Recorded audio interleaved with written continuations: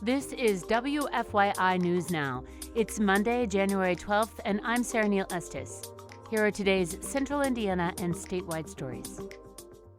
Nationwide and in Indiana, anti-ICE protests continued this weekend, a call for accountability for Renee Good's death. Good was shot and killed by a U.S. Immigration and Customs Enforcement officer last week in Minneapolis. In Indianapolis Saturday, protesters lined both sides of East 86th Street near the Monon Trail crossing. The Indianapolis Star estimates around 200 people attended. Hundreds also gathered in South Bend on Sunday. Hold your lights high. We stand together in love. We stand together in love.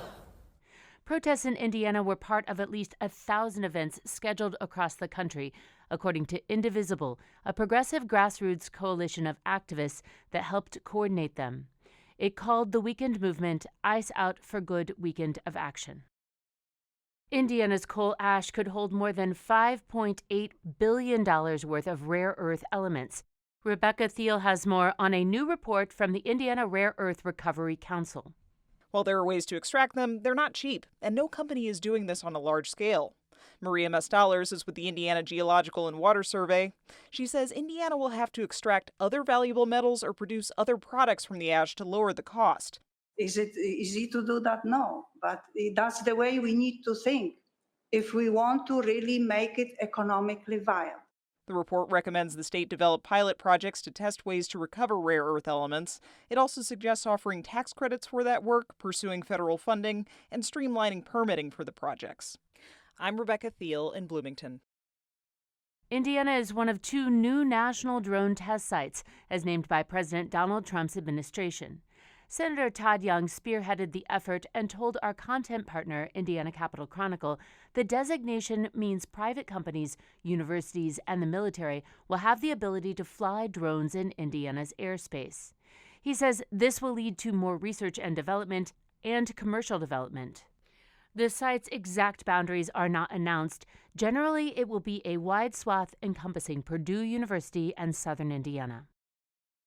A bill that would designate the breaded pork tenderloin sandwich as the state's official sandwich has passed its first hurdle. Caroline Beck reports state lawmakers took a break from debating contentious topics to discuss the lighthearted bill. Indiana has a state bird, a state flower, and even a state insect, and it may also soon have a state sandwich. Lawmakers were able to reach a bipartisan agreement on a bill that would designate the pork tenderloin as the state sandwich in committee recently, but not before lawmakers took turns having fun while voting on the bill. I have a real problem with this because I'm a beef farmer. State Senator Gary Byrne made a show taking a bite of a pork tenderloin sandwich before making his final vote. Aye.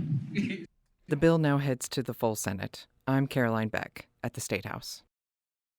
Respiratory viruses are on the rise across the state, including influenza and COVID. According to the Indiana Department of Health, statewide influenza activity is characterized as very high. More than 5% of emergency department or urgent care visits consist of treatment for specific symptoms of influenza. RSV is also common during this time of year.